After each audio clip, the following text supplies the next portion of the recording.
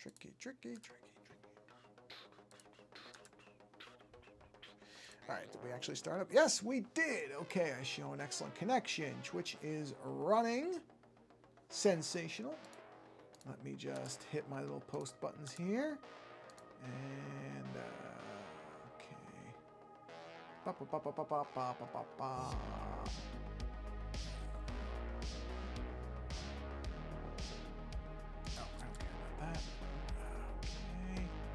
Shire. What a great name for something. Okay, quick. All right, that's all I should need my keyboard for, unless somebody pops into the chat. I will keep the keyboard. Unlike my normal dumb way of doing things, I'm going to angle the keyboard in such a way that I don't have to move it to type. Normally, I'm not that smart. Oh, I just realized it's showing a blank screen, so let's pop that up, because you're not looking at anything anyway. There's something actually entertaining to look at, to a degree. Instead of just a blank. Got mail, man. Okay, yes, I know. Is it me? Yes, I'm live. I know I'm live. Sorry about that. Let's do this, and there we are, and I will turn that in a second, and all I have to do, because I planned a little bit ahead this time, just enough ahead that I don't care about what's new. I truly don't. Okay, let's see here. Hold on, let me go to this, and I just need to copy that text and paste it right here. Bam! Yes. Please wait a second. Okay, paste. Perfection. And I gotta post it one more place, which is right about here. And post. Bang! Post. And then do a repost of that right here. Okay, come on. And repost right there. Okay. All right, perfect. Let me grab my iPad here, and I will do the wide angle on this because I don't think it really matters, so it's easy enough to do it, and I think it's going to be easier for people to look at. Okay, that is now in place. Let's make that really nice and big. All right, then. Okay, whoa, did I just hit my screen? I sure did. No, I'm okay. Thought I screwed something up. Oh, you know what? I didn't grab a drink of water. All right, you guys are going to come with me. You folks are going to come with me as... Now, the mic might break up a little bit. If it does, it will come right back, I promise. I'm just looking for where I put my water glass, because I need some water. So I'm suspecting that this is going to be the edge of the reception for this thing. So you will hear a water sound. It's not me using the bathroom, I promise. It's me filling a water glass. Not saying it's a great sound to hear, but that's what it is. And I will not drink that much water in the entire stream, so I don't need to fill the glass. I'm coming back into range, just in case I faded out. Sorry about that. Was not trying to make your ears bleed or make crackling sounds or anything. I just realized I needed water. So, all right. Oh, hello, Faint Waves. That's great. That means the chat's working. Fantastic. I am well. I'm doing all right. How are you? I hope you're doing well. If you don't mind, I hope people don't mind if I just respond by talking as opposed to typing, because they'll just be easier. I haven't figured out... You know what? Since we have a minute here, since there's somebody actually in the chat... Yeah, see, I don't know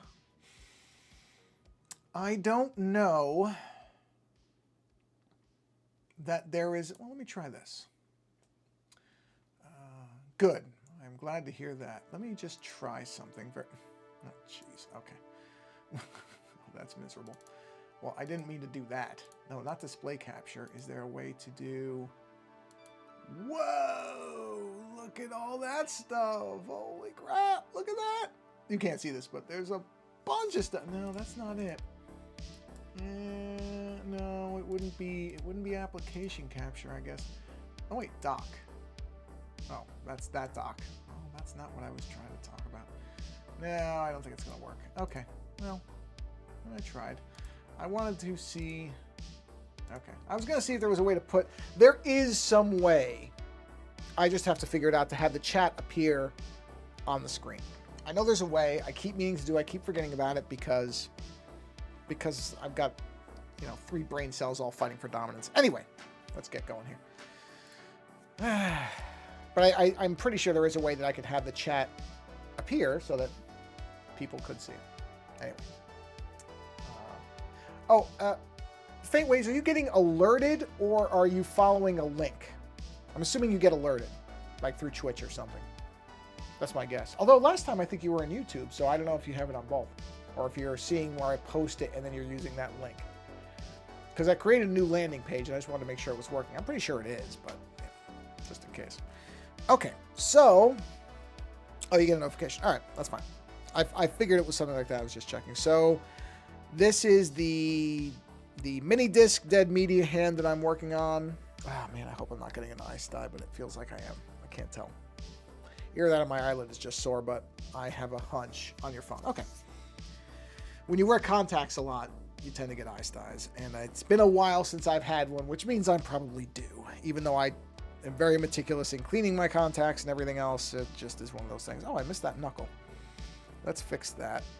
Yep, I meant to mask out that knuckle.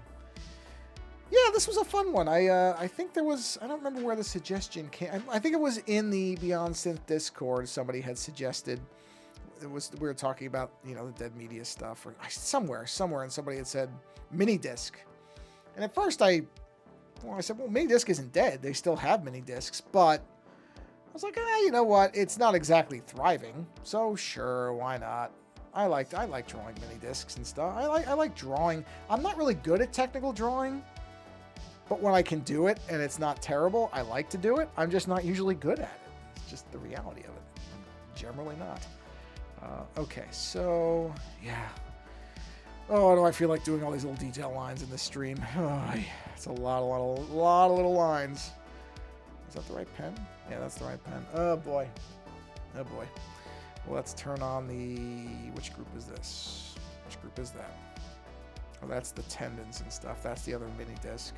That is, in fact, labeled, so I should name this one Tendons, because that's what it is. And it's sketches, too, so at this point, I can flatten this group, and I can move it...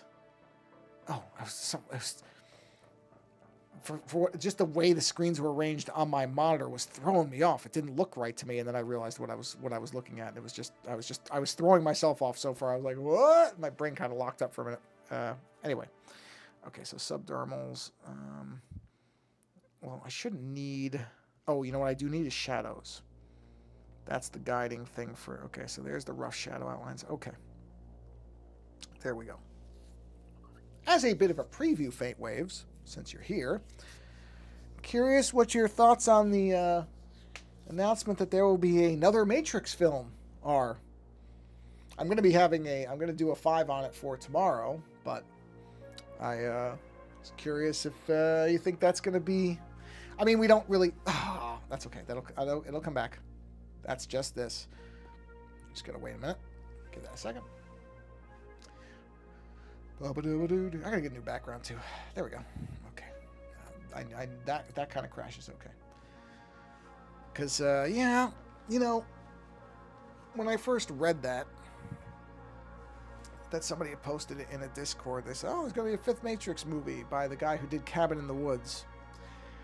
Now, this may be the first controversial opinion for people. I'm not the biggest fan of Cabin in the Woods.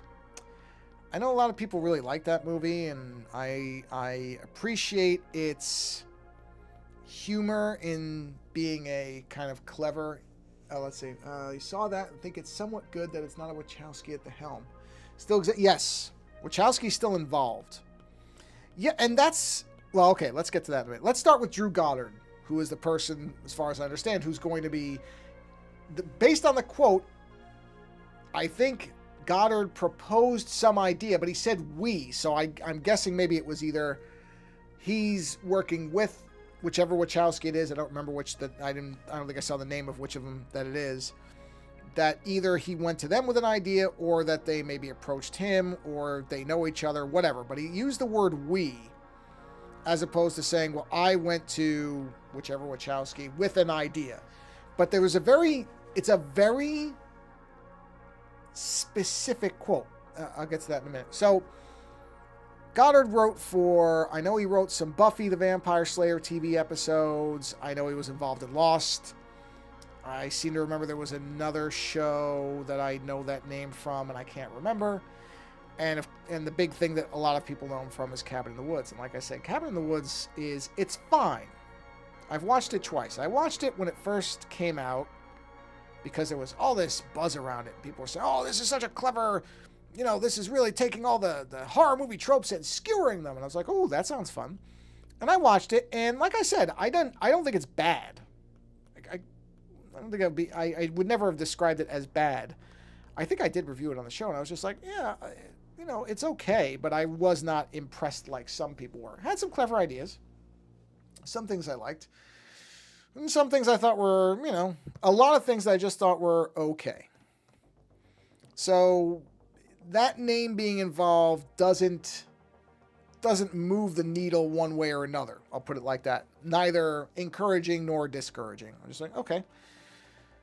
But the quote was interesting because the quote was something along the lines of, and I don't have it memorized, but it's almost like two different things in one quote, which is what's fascinating about it. I think the quote was something along the lines of, we have a new idea that we're really excited about to continue the Matrix story or something like that. And there's two really specific parts of that quote. The first part, which is new idea, right? So we'll set that one to the left. Then later on, to continue the Matrix universe. So we'll put that on the right, because those two words and those two phrases in the same sentence could mean radically different things. So when I first before I read the quote, when I first saw, there's going to be a new Matrix film, a fifth Matrix film. It'd be 5, right? Because the first 3, the fourth, I don't know if the Animatrix is considered a Matrix film, but whatever. Let's just say a 5th mainstream live action film. So when I saw that, my first response was, why? Because honestly, I'm in eraser mode. I honestly, at first, my first reaction was just, I don't need more of this. I got everything I needed, honestly, in the first 3 films. I watched the 4th one. I thought the 4th one was a fascinating movie because it was so clearly not about the Matrix. I mean, it was guised in that, but it was really about exactly what's happening here, where clearly they were going to make another film, whether they were involved or not. I mean, the Matrix, what was it called? What was the 4th movie called? Whatever it was called, doesn't matter. Whatever the 4th one was called, basically predicted or presaged or knew this was coming, whatever phrase you want to use. It basically saw exactly where we're at with this 5th movie. So I don't really consider the 4th movie a Matrix film in the kind of pure sense. It's not a continuation of that. Oh, went down again. Hold on, get it back. At least it's easy to get it back. So the 4th movie almost exists in this weird non-state where it is a Matrix film, and I enjoyed in a lot of ways what was being said in it, but I don't consider it the 4th Matrix film. Not really, because it wasn't really continuing the story. It was making a comment about fandom and what people expect and what studios do and all the rest of it, which is fine. I'm fine with all that stuff, but it's not like it really continued the story. So this one, when they say we have a new idea to me means, we're not doing a sequel, and we will probably not see any of the original characters in it. That's the new part, which when I hear that part, new idea, that's interesting to me, because I like a lot of the stuff that was not, I liked a lot of the media stuff that was done around the original movies. I liked the first 3, including the 2nd and 3rd one. I know that's an unpopular opinion. I think the 2nd and 3rd movies are very entertaining. Are they as good as the first? No, they're not. That's pretty obvious. You can tell that the first one, like a lot of movies, the first one has an energy and it has something to it that when they had unlimited money and the freedom to do everything, much like the prequels, there is a value in having restraint. There is a value in not just being able to do every single little thing that you want. I by no means think that the sequels have this terrible rap as being bad movies, and I simply don't agree with that. I think the second and third movies are perfectly entertaining. They're very fun. Are they as good as the first one? No, they're not. And part of that, to be fair to the sequels as well, and people just don't like to acknowledge this, but we know it's true, is The Matrix, when it first came out, the first movie, there wasn't anything like that around. It was, of course, a blender of a lot of existing ideas, but a lot of those existing ideas were only known to people who were into genre film. You know, so, of course, people who were big into kung fu movies and anime were like, well, yeah, that's Ghost in the Shell, and that's this, this Hong Kong action film. Well, yeah, but that's not what normal people were watching. That's why it's genre film. Most ordinary people weren't watching, Ghost in the Shell, and certainly not Ghost in the Shell 2. Those weren't things at that time that most people were watching. We're in a completely different era now, and we look backwards and don't remember that being a nerd was not something that a lot of people wanted to have associated with them. It was not cool. It wasn't fun. It wasn't the norm to be into this stuff. That's why if you go back like pre-2000, you didn't see a lot of superhero films. You didn't see a lot of these type of genre films that broke through like this. Those movies existed. They did have popularity, but it was sporadic. It was here and there. It wasn't you didn't have a Marvel film every year that, at least until recently, you could count on to make billions of dollars every time and that people would go to. That was not the scenario back then. So then The Matrix came out. It was this big thing. Everybody liked it. And of course, at that point, you've seen it and you know it. And so the sequels were never going to live up to that. They just were not. There was no way they were ever going to be able to get back to what that was. And that's what I mean about I think they get an unfair rap. I think people are overly critical. Hold on. Wait a minute. Oh no, the chat for YouTube isn't here. I just realized. That's not showing up. Hold on. I doubt anybody's actually in there. Here it is. Hold on. Is it connected? Why don't I see anything? Let me just write something in here. Oh, there it goes. It took a minute. I don't think anybody's actually in there, but I didn't want to be ignoring people if they were. No, I think we're okay. I just happened to realize that other thing I was looking at, that was not a chat window. There we go. Now I've got it built in between the other two. So now I've got all my chat windows in place. Sorry about that. I was just making sure I don't want to ignore anybody. But, like I said, I enjoy the sequels. I think they're fun movies, even with their flaws. And they do. They are flawed films, and they are not as powerful as the original was because they could never have been. So that's what I mean. So this one, where I was going with this long meandering thing I was doing, is if they're going to, because I like the Animatrix. I actually still own a collection of the Matrix comics, many of which I think were good, or at least interesting, even if they weren't all great. If that's what the intent is, to make expanded universe Matrix stories, I'm interested. That's potentially a really good playground to explore things. That would, to me, be the way to do it, is no Neo, no Morpheus, no Trinity. We've gotten all the stories with those characters. They've been told. Leave it alone.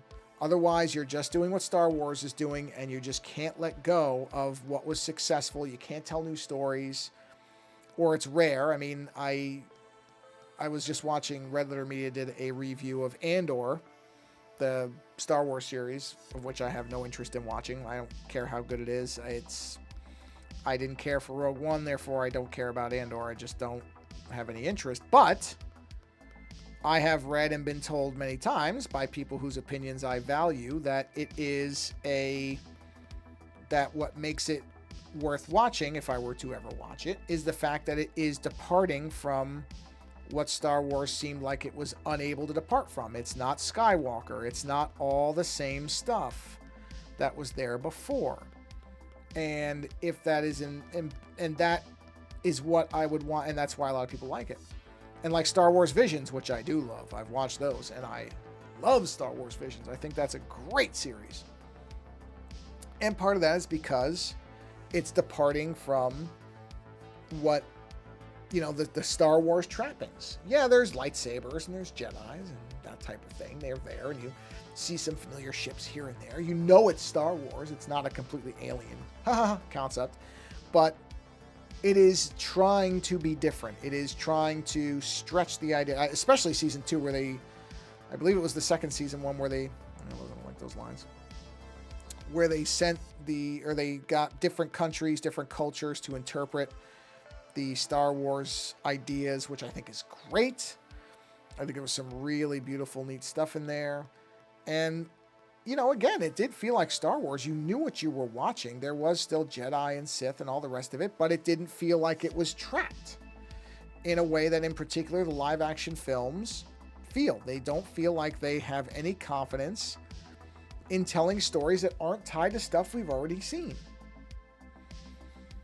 And that's not interesting to me. So if this is just going to be more, if somehow they drag Carrie-Anne Moss or Lawrence Fishburne back into this thing, or what was it, the Agent Smith, Hugo Weaving, or Keanu Reeves, if I see their names associated with this stuff, forget it.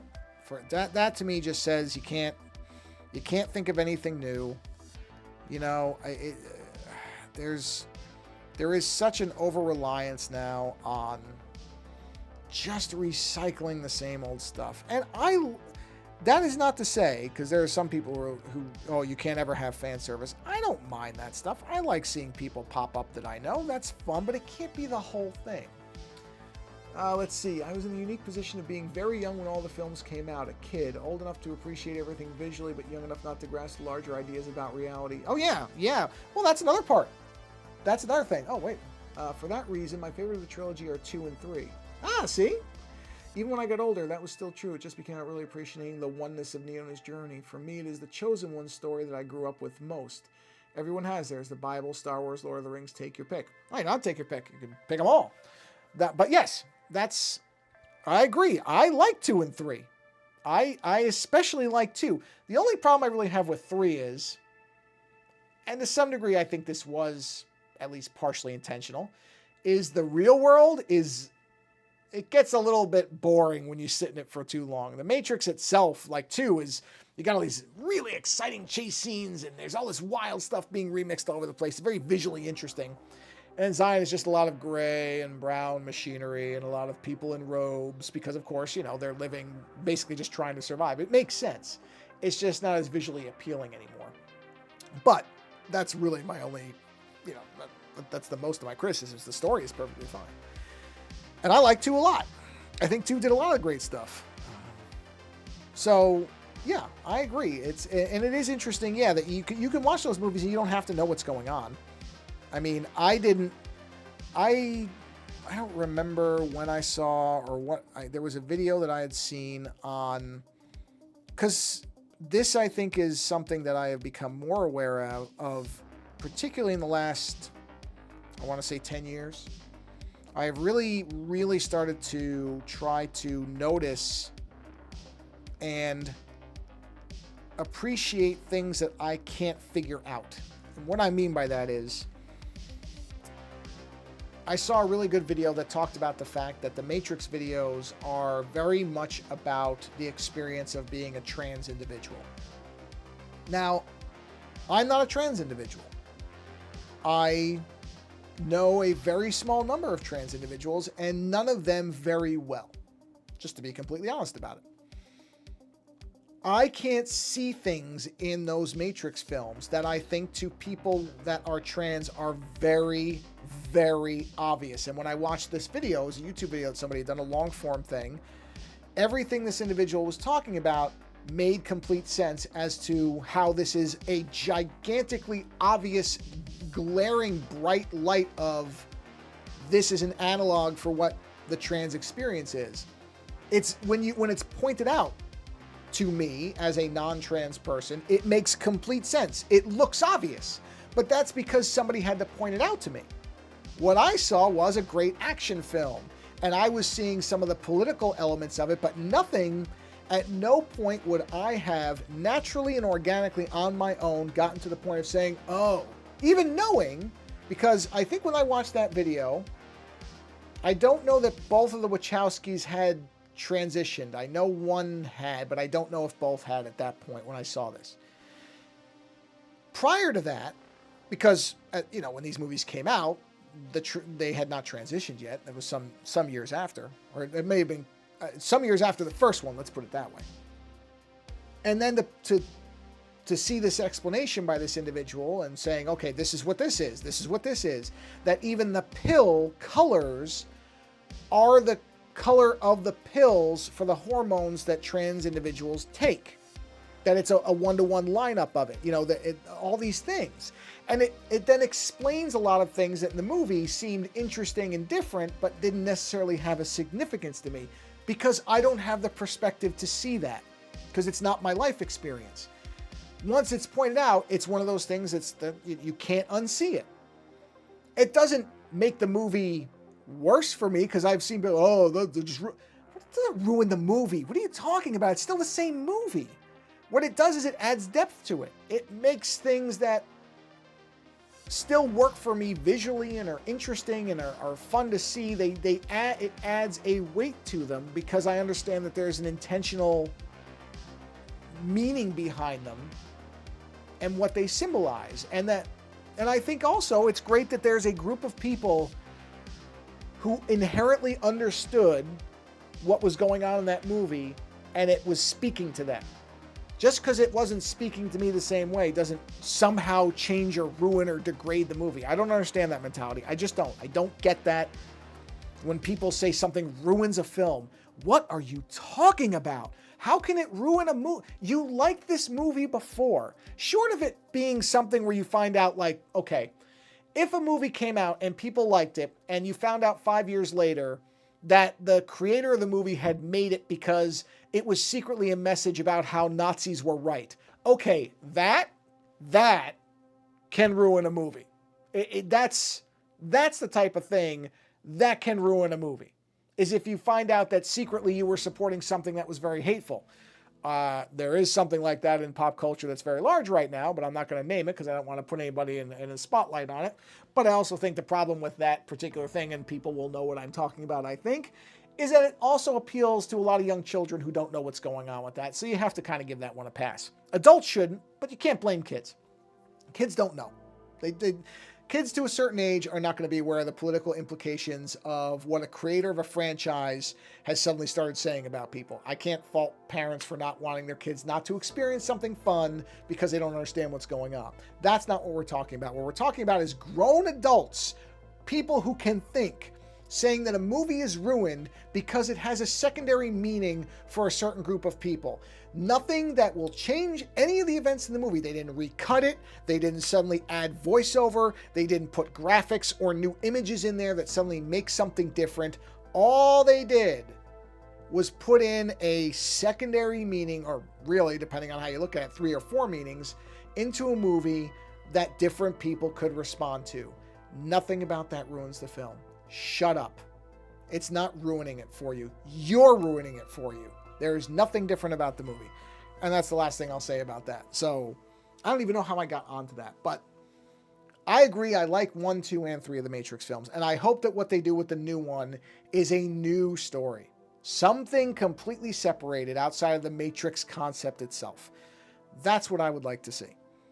If they're just going to drag Neo and the rest of them back out, or worse, they try to pick up one of the secondary characters and make them somehow important if they can't get the main cast back. I don't know about that. I don't know. I mean, I'm sure it will make money because, unfortunately, people just now flock to these franchises, even if what's being done with them doesn't make a lot of sense. So I'm sure it will make money, but I don't know that that's going to work out very well. Let me make sure. Yeah, I got that right. Anyway, so I am hopeful that they're going to take a new path. I am concerned that they won't. So we'll see. We'll see. But like I said, I'll do a 5 on it. It won't be obviously as long as, and it won't It won't contain everything. It'll be more of a general thing, because in 5 minutes I can't just say everything I just said in, how long was I talking for? 10 minutes? Feels like it was 2 hours.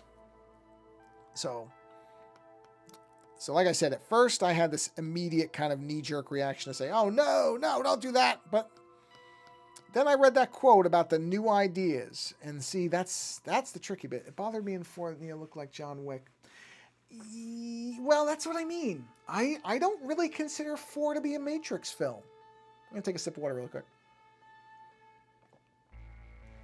I consider 4 to be a movie about the Matrix, but not a Matrix film. No, it's not a small nitpick, because I don't feel like that was an accident. I feel like that was because the purpose of the movie was not to really be a sequel to the film. I feel like that movie felt very specifically like a message film. That there were things that there was no attempt to wrap the messaging in any type of metaphor or symbolism. Instead, it was blunt force trauma. Hello, Cenotaph. Being able to meaningfully add multiple things that a viewer can relate to is... I agree.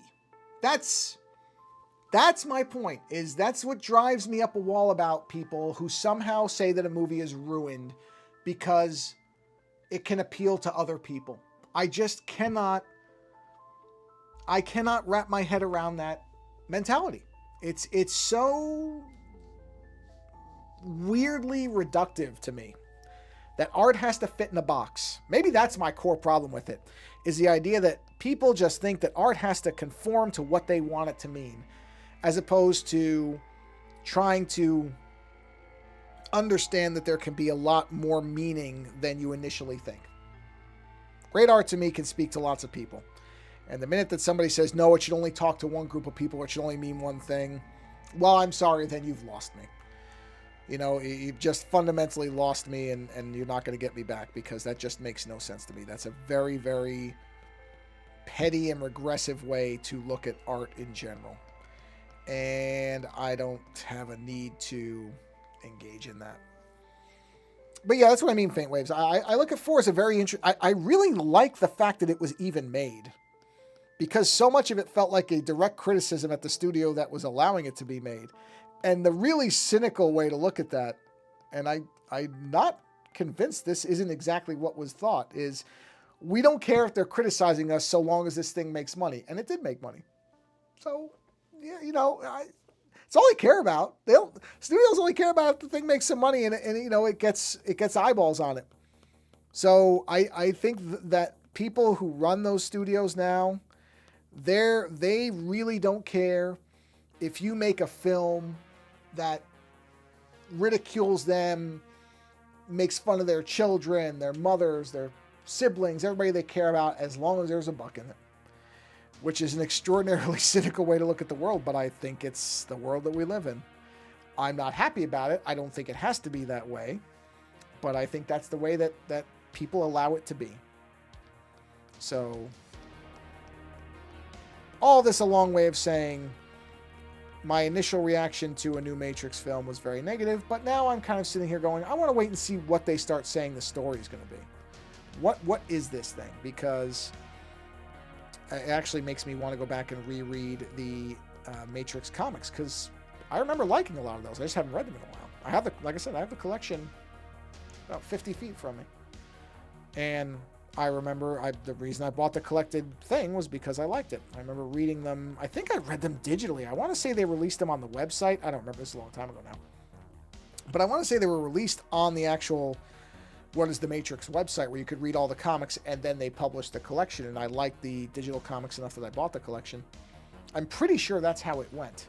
I don't remember off the top of my head, but I am pretty sure that they were on there for... What is the Matrix still even up? Hold on, I'm very curious. I'll bet you it is. I think it was whatisthematrix.com, right? Hold on, I want to see. I'm just looking this up on my phone very quickly. What is the Matrix.com? Here it is. Let's see. Resurrections, was that the newest one? Yeah, Resurrections. Oh yeah, no, it's still there. Resurrections was the 4th film. Oh, and it's just a trailer for the movie. If you close it, Yeah, it's just, oh yeah, they've gotten rid of all the cool stuff though, it looks like. Oh no, universe, wait a minute, no they haven't. Oh, look at that! Oh, that's great. No, they still have all the old stuff on here. Oh, that's wild. A lot of it anyway. Yeah, that's pretty neat. Man, I remember those days when that was when that site was a huge deal and you were going to it to try to figure out what's going on with the movies and everything else. It was a wild time. A very different internet, a very different media landscape. I mean, wildly different at that point, but that was a fun time. It was a fun time. Which is not me going, oh, the internet used to be better. In my day, the internet was a place where it was fun, and now it's just ruined. I'm not like that, but it was a very different. Being online was a completely different concept back then, and nobody really knew what they were doing, which is what made it kind of wild because it was so much in flux, and people really were not. There weren't really established ways of doing much of anything, so it was interesting. Yeah, and I think, as depressing as this is going to sound, I believe that my generation is the last one to know. I think Gen X is the last one that knows a world where there wasn't the internet being on all the time. I do think it used to be better in the sense that it was in its infancy still being molded. Now it's being molded and it's ugly. Yeah, I mean, the thing about it, I feel like, is it's not that it's really ugly. It's simply that we are seeing in some ways the natural result of the amplification of how we are. The internet, because it's got this, I don't know, I'm going to use a term that I'm not even sure I'm using correctly, but it sounds right in my head. There's this abstraction layer that sits between people, what they're posting, and the people reading it. When you're sitting in a room with somebody, there's things you're not going to say to their face. Posting it, because there is this inherent distance shield that exists, that has given people this comfort to be, in some sense, their truer selves. Let's be honest. Because if somebody's saying this stuff, that means they were thinking it. Most times it's not being generated by the existence of the internet. That's not what makes people say and do terrible things and be greedy and be selfish and self-absorbed and petty. Those things don't come because of a cable connection in your house. Those things existed already.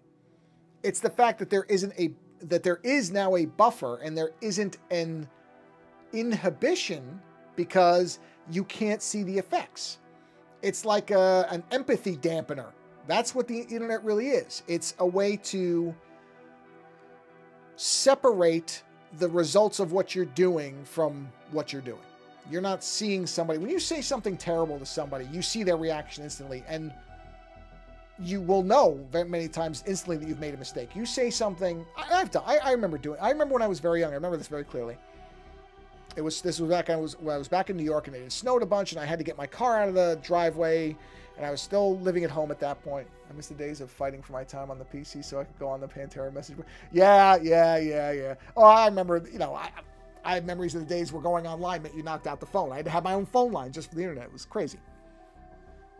But when I was younger, the car was snowed in, and I was trying to get it cleaned off, and my mom came out, and she was saying something, and I was in a rush, and I was late for work, and I was angry because I think I'd slept in, and I said something mean to her. I mean, not terribly mean, but I said something because I snapped at her, and I just saw her face that she was hurt by what I said, and I instantly was like, oh, I'm sorry. I immediately realized that I had done something stupid. You don't have that online now. That doesn't exist. You don't see what's going on, and so that's what I mean about there is this thing where people are, and this sounds really strange, and it's a perversion of what people normally would use this phrase for, but people are freer online to be themselves. Now, that sounds like a good thing, and in some cases it is, when it's a positive application of that term, but it's also a negative.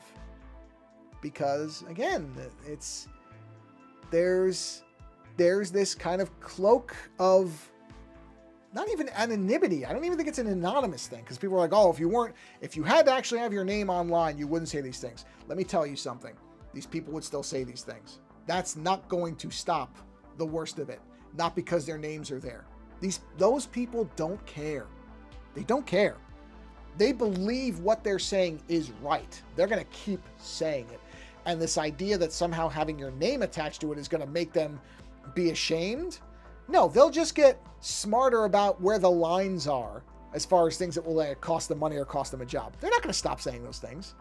They will still say the things they're going to say. That's nonsense. But that's what I mean about it allows you to be more of yourself. And there's good and bad to that. And the bad, unfortunately, because the internet is an amplification engine, the bad things are worse. The good things are better. There are people in communities who would never have found each other without the internet that are able to talk, the forums for people going through different things. You know, my wife had to have major surgery for something, and there was a whole website and set of forums for people who were going through the same thing. And she found a lot of comfort in that, because it's one of those things where somebody, you know, numbers of people were saying, this is what it is.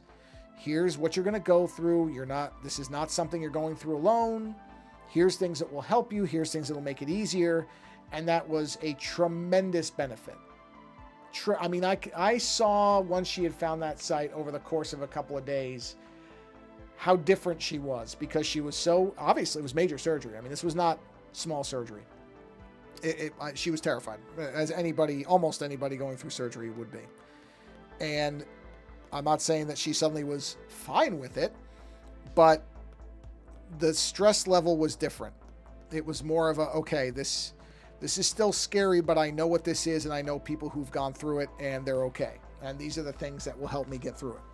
And I did everything I could, but of course, like so many things I've talked about, I wasn't the one having the surgery, and I had never gone through this particular type of thing. So my ability to try to help was inherently limited to at least some degree. But even I use that site for things. Okay, post-surgery, this is what you should get. This will make it easier. You know, get this, do this. Keep an eye out for this. That stuff helped me, and I wasn't even having the surgery. So that's the other side of it. As much as it can be terrible and people can be very cruel and mean and vicious and everything else, there are also people who would have had to go through terrible things or scary things alone that don't. That can find other people who are going through the same things and talk to those people, because maybe they don't have somebody in their life that they can talk to. I'm lucky and my wife was lucky. We have each other. So when there's scary things and terrible things, you have somebody as a support system. Not everybody has that, but there still are these resources for even people who may not have somebody in their physical lives that they can talk to. They still have a place to go. And I think that's great. That it doesn't offset the terribleness. It's going to exist.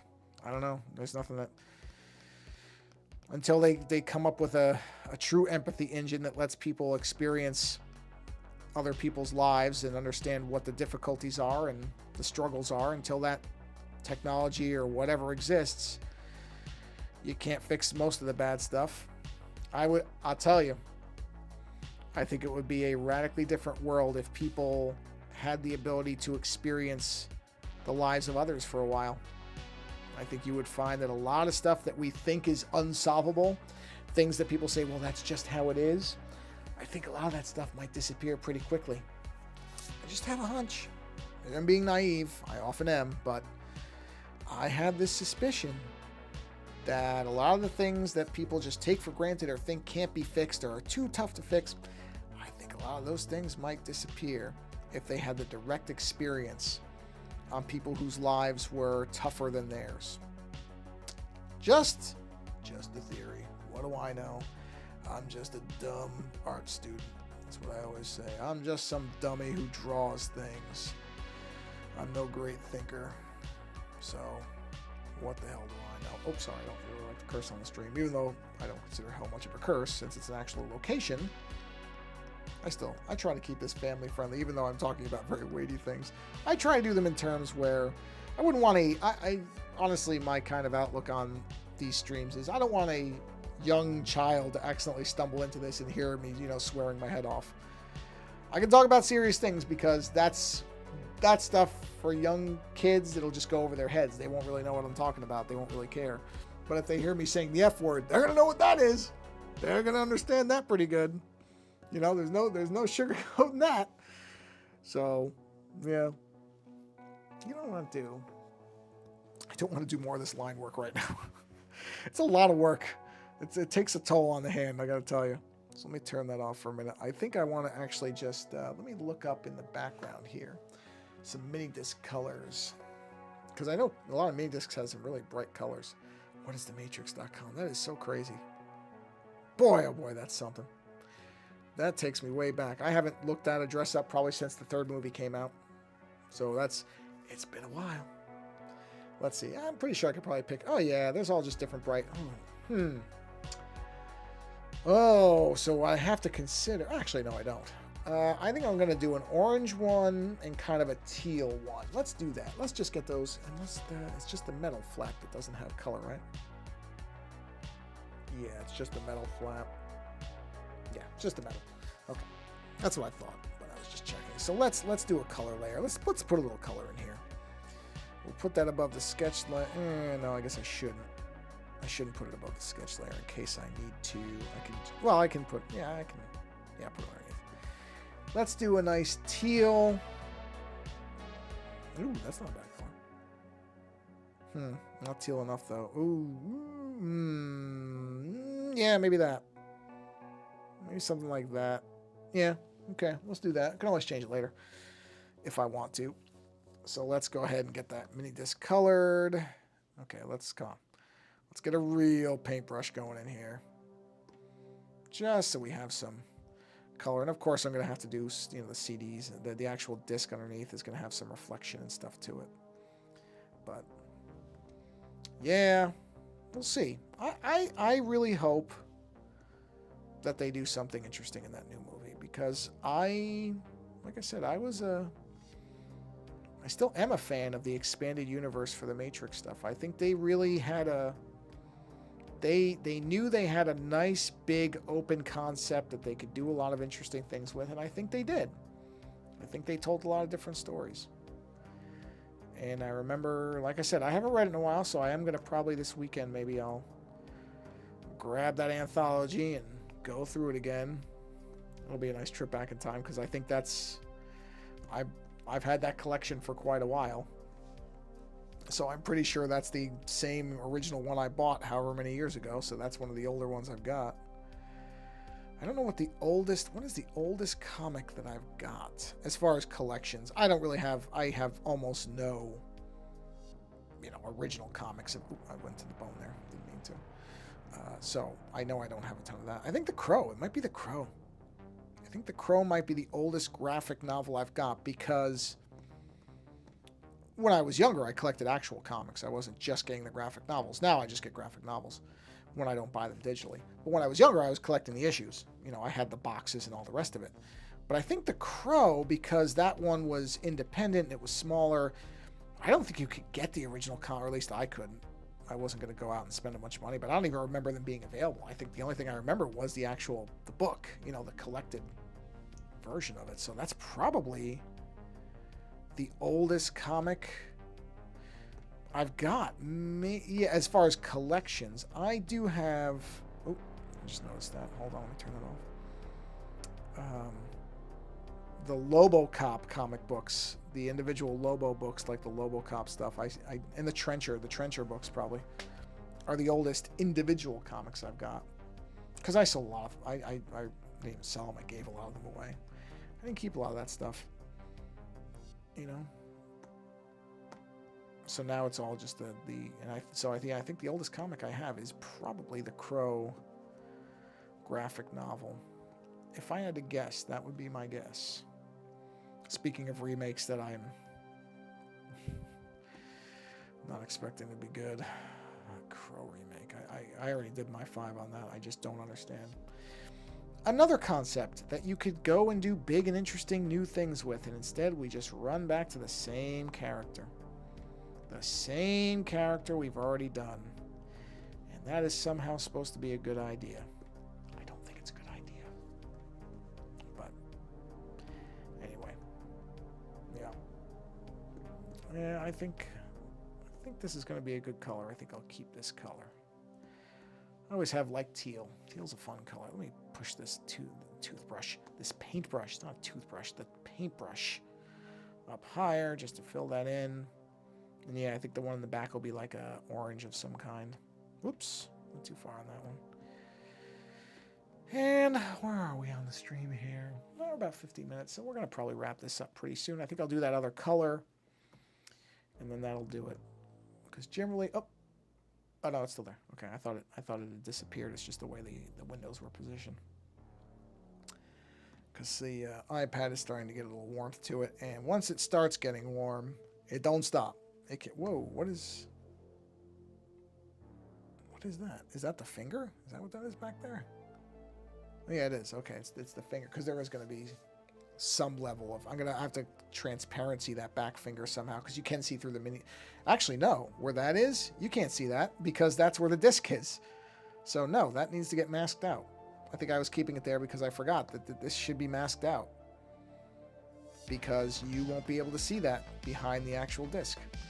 So I just saved myself a little bit of work later, because that would not be visible.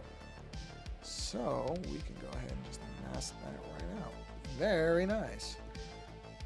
Well, that makes that easy.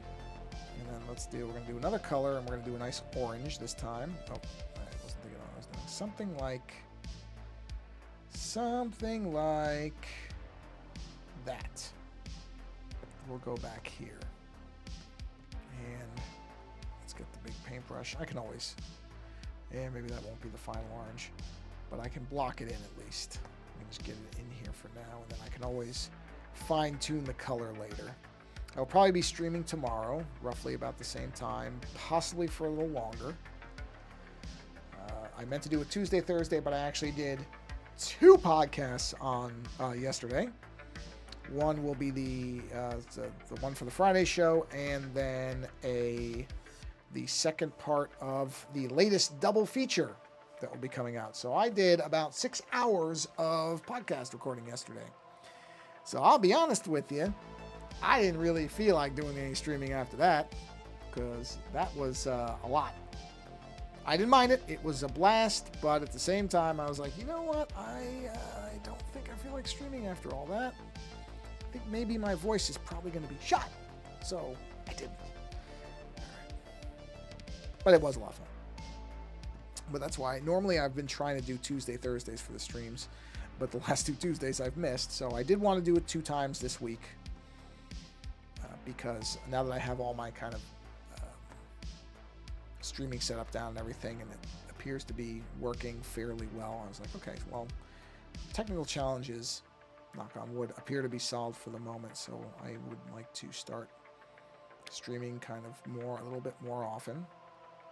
And that way, too, if I have to cut a stream short for some reason, it's not as big a deal, because there'll be another one. So yes, my plan is to stream tomorrow, roughly the same time. Keep going on this image. Probably get back to those lines, the detail lines. Or maybe I'll do like half the detail lines and then do the rest in color, so I give myself a break. Don't get me wrong, I love those detail lines. I like it when they're done. I just don't. They're not really fun to do. It's a lot. It's a lot. Oh, I missed a little spot over here. I forgot about this little area. You know what? Actually, I can go back to the paintbrush. I can just make it smaller.